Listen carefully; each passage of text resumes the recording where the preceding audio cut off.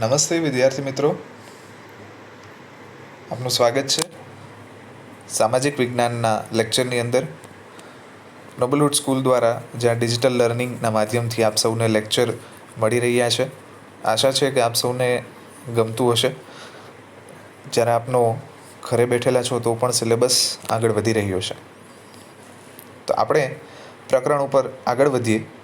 આપણે છેલ્લે ચર્ચા કરી રહ્યા હતા ભારતનો વારસો, ભારતના વારસાની અંદર એનું સ્થાન, વિસ્તાર, વૈવિધ્યસભર વારસાની માહિતી, સંસ્કૃતિનો અર્થ, ભારતીય સંસ્કૃતિનો વારસો, બે પ્રકારના વારસાઓ, પ્રાકૃતિક વારસો, સાંસ્કૃતિક વારસો. અને એની અંદર આપણે પ્રાકૃતિક વારસામાં ભૂમિદ્રશ્યો તેમજ નદીઓ વિશે ચર્ચા કરેલી હતી. હવે આપણે આ પ્રકરણમાં આગળ વધતા વનસ્પતિ જીવન વિશે સમજશું. ભારતની પ્રજા આદિ સમયથી પર્યાવરણ પ્રેમી રહી છે, જેની સાક્ષી તેનો વૃક્ષપ્રેમ, પુષ્પપ્રેમ અને છોડવાઓ પ્રત્યેનો આદર સૂચવે છે. આપણને ખ્યાલ છે,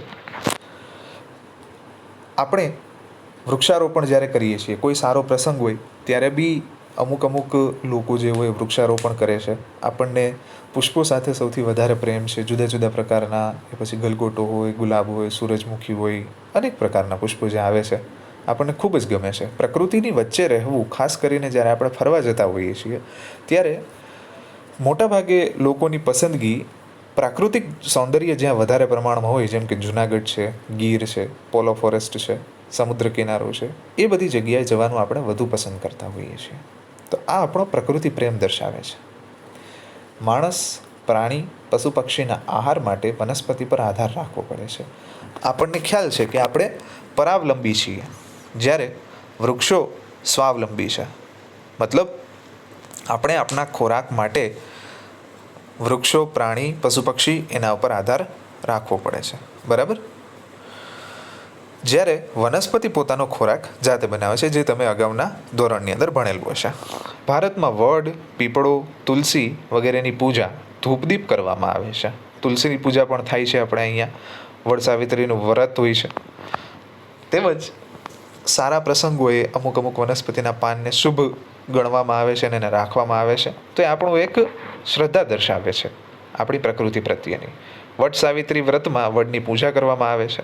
ખાસ અનાજ, કઠોળ, તેલીબિયાના છોડ, ધન ધાન્યથી લહેરાતા ખેતરો, વન સમૃદ્ધિથી ભરેલા જંગલો અને ઔષધિઓ માટે ઉપયોગી છોડવાઓએ આપણા અતિ પ્રાચીન કાળથી જીવનને સમૃદ્ધ બનાવ્યું છે. હરડે, આમળા, બેહડા, કુંવારપાઠું, અરડુસી, લીમડો વગેરે ઔષધિઓએ તથા મોગરો, ગુલાબ, કમળ, ડમરો, સૂરજમુખી, ચંપો, નિશાગંધા, જુઈ વગેરે જેવા પુષ્પોએ માનવ જીવનને ખૂબ સુંદર, સુવાસિત, નિરામય અને સમૃદ્ધ બનાવ્યું છે.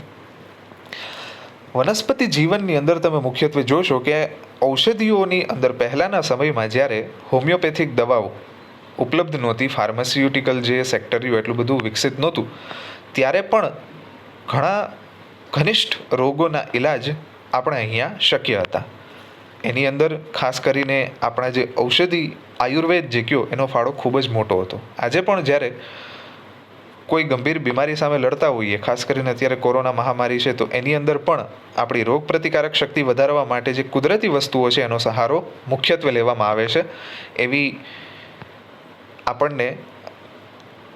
એવો આપણને આગ્રહ આપણા પ્રધાનમંત્રી તેમજ આયુષ મંત્રાલય દ્વારા કરવામાં આવે છે. તો આમ ભારતના સામાજિક તેમજ ધાર્મિક જીવન પર વનસ્પતિનો અસરકારક પ્રભાવ રહ્યો છે. તમે જોઈ શકો છો. ખાસ કરીને વન્યજીવન આગળનો મુદ્દો આપણે ચર્ચામાં લઈએ. પ્રાચીન સમયથી ભારત દેશ પ્રકૃતિ પ્રેમી હોવાની સાથે સાથે પ્રાણી પ્રેમી સંસ્કૃતિ ધરાવતો દેશ છે.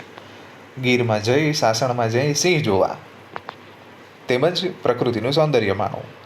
મોટા ભાગે જે લોકો ફરવા માટે જાય છે એમના માટે હોટ ટુરિસ્ટ ડેસ્ટિનેશન જો કોઈ છે તો એ સાસણ ગીર છે. એમાંય ખાસ કરીને ચોમાસાની સિઝન હોય, આ વર્ષા ઋતુનો સમયગાળો હોય, ધીમો ધીમો વરસાદ વરસતો હોય, આજુબાજુ વનરાજી ખીલેલી હોય, ખડખડ નદી વહેતી હોય, અને એમાંથી આપણે ક્યાંક જીપ લઈને જતા હોય અને એમાં આપણને સિંહ જોવા મળી જાય તો ચાર ચાંદ લાગી જાય. બરાબર ને વિદ્યાર્થી મિત્રો? તો ખાસ કરીને આપણે પ્રકૃતિ પ્રેમી હોવાની સાથે સાથે પ્રાણી પ્રેમી પ્રજા પણ છીએ. ખાસ કરીને નાના નાના ભૂલકાઓ જ્યારે આપણે પ્રાણી સંગ્રહાલયમાં જઈએ છીએ ત્યારે જુદા જુદા પ્રાણીઓને, જાનવરને જોઈ એવો ખૂબ જ આશ્ચર્ય અનુભવતા હોય છે. ચલો આગળ વધીએ. વાઘ, સિંહ, હાથી, ગેંડો, શિયાળ, રીંછ, હરણ, રોઝ, સાબર, સસલા, અજગર, સાપ, નાગ, નોળિયા, ઘો. આ નોળિયા અને ઘો એવા પ્રાણીઓ છે કે જે તમે ખાસ કરીને ગામડાઓની અંદર જે નાના નાના રસ્તાઓ હોય ત્યાં વધારે જોવા મળે છે. શાહુડી જેવા અનેક જીવો જોવા મળે છે. દર્શાવેલા બધા જ જીવો જો તમે ન જોયેલા હોય તો મારી તમને બધાને વિનંતી છે કે જૂનાગઢ એક વખત સક્કરબાગ પ્રાણી સંગ્રહાલયમાં મુલાકાત લેવી, જ્યાં તમને બધા જ પ્રાણીઓ વિશે માહિતી તેમજ રૂબરૂ જોવા પણ મળી જશે. વિશ્વમાં એશિયાઈ સિંહો માત્ર ગુજરાતના ગીરના જંગલોમાં જ જોવા મળે છે. ખાસ કરીને આ બાબત નોંધવી રહી.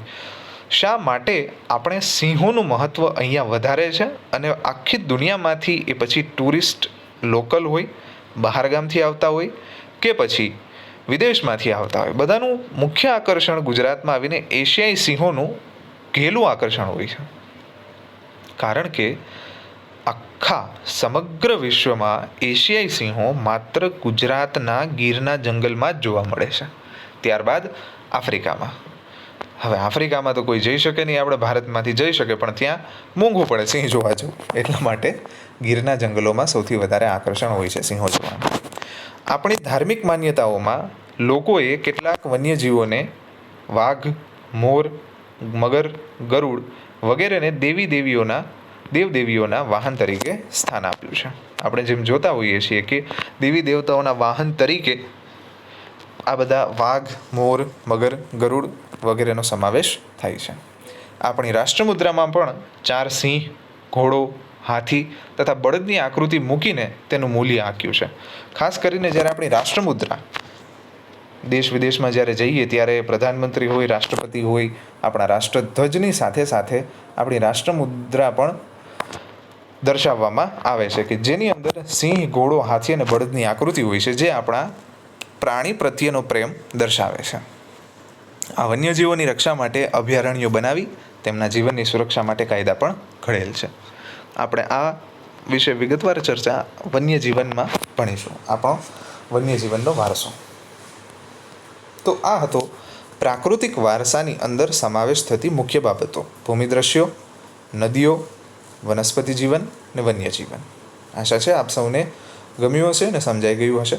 હવે આપણે આગળ વધીએ કે જેમાં આપણે ધોરણ 10ની અંદર મુખ્યત્વે જેના વિશે ભણવાનું છે ભારતના સાંસ્કૃતિક વારસા વિશે, એટલે કે માનવ સર્જિત વારસો, માણસો દ્વારા બનાવેલી વસ્તુઓ, સ્થાપત્યો, શિલ્પો, એને કહેવાય સાંસ્કૃતિક વારસો.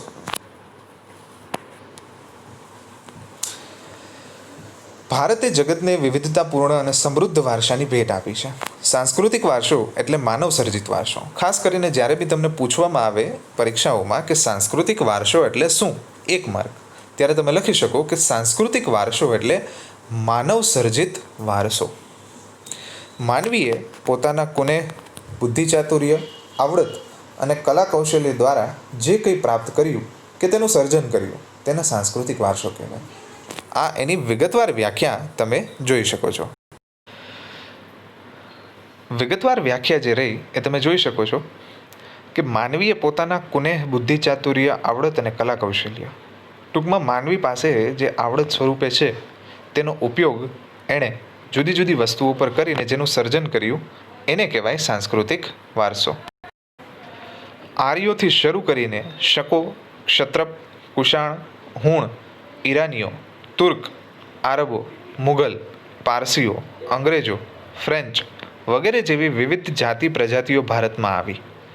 આ બધા વચ્ચે થયેલા આદાન પ્રદાનથી ભારતીય સંસ્કૃતિ સમૃદ્ધ બની છે. હવે આપણને ખ્યાલ છે કે જે માણસો અથવા તો જે પ્રજાતિઓ ભારતની અંદર આવી એણે પોતાની સંસ્કૃતિ, પોતાની રીતભાત, આવડત, પોતાનો વારસો લઈને આવી. એ વારસો એ આગળ વધારતી રહી.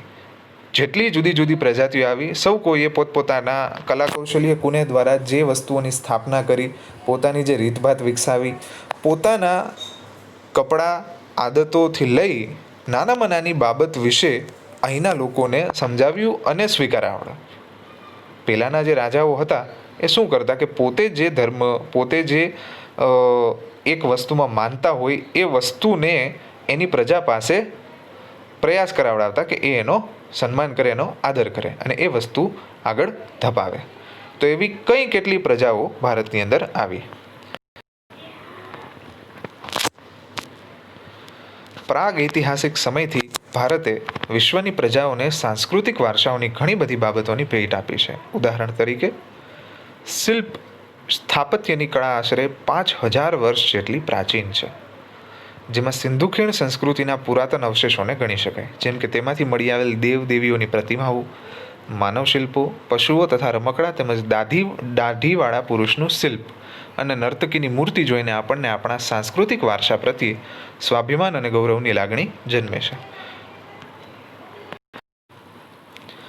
જેવી રીતે તમે અહીંયા જોઈ શકો છો, દાઢીવાળા પુરુષનું શિલ્પ આશરે 5000 વર્ષ પહેલાં લોખંડ અથવા તો વિવિધ ધાતુઓ ઉપર આ પ્રકારનું નકશીકામ કરવામાં આવતું. આ વસ્તુનું વૈવિધ્ય જોતાં તમને લાગશે કે જે આ ભાત અહીંયા દોરેલી છે, અહીંયા જે આકાર આપેલા છે, જે શિલ્પ સ્થાપત્ય આખું રચના કરેલું છે, એમનું વૈવિધ્ય તમે જોઈ શકો છો કે ત્યારના સમયની શિલ્પ સ્થાપત્ય કળા કેટલી વૈવિધ્યસભર અને કુશળ કારીગરોવાળી હશે.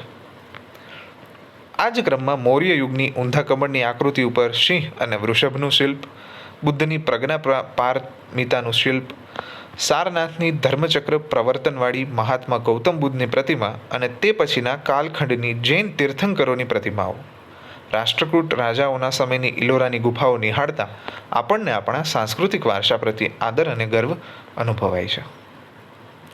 આ બધી જેટલી અહીંયા તમને ઉદાહરણો આપવામાં આવ્યા છે, એ બધા ઉદાહરણો આપણે વિગતવાર આગળના પ્રકરણોની અંદર જુદા જુદા જોઈશું.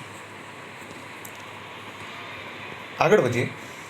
આપણા સાંસ્કૃતિક વારસામાં હવે જે આપણે જોવા જઈ રહ્યા છીએ એ સાંસ્કૃતિક વારસાની અંદર સમાવેશ થતી વસ્તુઓ જોઈશું આપણે. આપણા સાંસ્કૃતિક વારસામાં મંદિરો, શિલાલેખો, સ્તૂપો. શિલાલેખ એટલે કે પથ્થરની અંદર કોતરવામાં આવેલા લેખો. સ્તૂપો વિહારો, ચૈત્યો, મકબરા, મસ્જિદો, કિલ્લાઓ, ગુંબજો, રાજમહેલો, દરવાજા, ઇમારતો, ઉત્ખનન કરેલા સ્થળો તેમજ ઐતિહાસિક સ્મારકોનો સમાવેશ કરી શકાય છે. આ બધું જ લખવું જરૂરી નથી. આમાંથી કોઈ પણ 7 કે 8 ઉદાહરણો તમે લખી શકો છો સાંસ્કૃતિક વારસાની અંદર.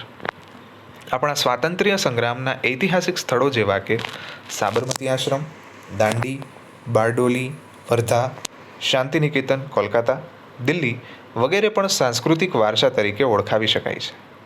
ભાષા, લિપિ, અંકો, શૂન્યની શોધ, ગણિત, પંચાગ, ખગોળ, લોખંડ, સાહિત્ય, ધર્મ, યુદ્ધશાસ્ત્ર, રથ, રાજ્યશાસ્ત્ર, પ્રાણીશાસ્ત્ર, વનસ્પતિશાસ્ત્ર, વાસ્તુશાસ્ત્ર, ધર્મો, ગણતંત્ર, ન્યાયતંત્ર, વિધિવિધાન, પર્યાવરણ, સુરક્ષા.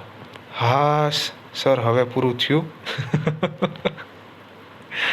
આદિ ઘણી મહત્વની શોધો પણ ભારતમાં થઈ છે. આ શોધો માત્ર માહિતી માટે છે અને કોઈ પણ જગ્યાએ તમારે લખવાની જરૂરિયાત નથી. તો આ હતો સાંસ્કૃતિક વારસો. આપણે શું કામે આપણા સાંસ્કૃતિક વારસાનું ગર્વ લેવું જોઈએ અને આદરની લાગણી અનુભવવી જોઈએ એ અહીંયા ચર્ચા કરવામાં આવી. આશા છે આપ સૌને મજા આવી હશે. થોડો ઘણો કંટાળો પણ આવે છે, મને ખ્યાલ છે, પરંતુ આગળ જેમ જેમ આપણે વધતા જશું સાંસ્કૃતિક વારસામાં, એમ જુદા જુદા સ્થળો વિશે, જેમ કે અહીંયા અશોકનો શિલાલેખ છે, તો એના વિશે આપણે સમજાવતા જઈશું. ઓકે, ચલો. તો અહીંયા સુધી આજે આપણે રાખીશું. ત્યાં સુધી આપ સૌ ઘરમાં રહો, સલામત રહો એવી મારી આપ સૌને વિનંતી છે. Thank you.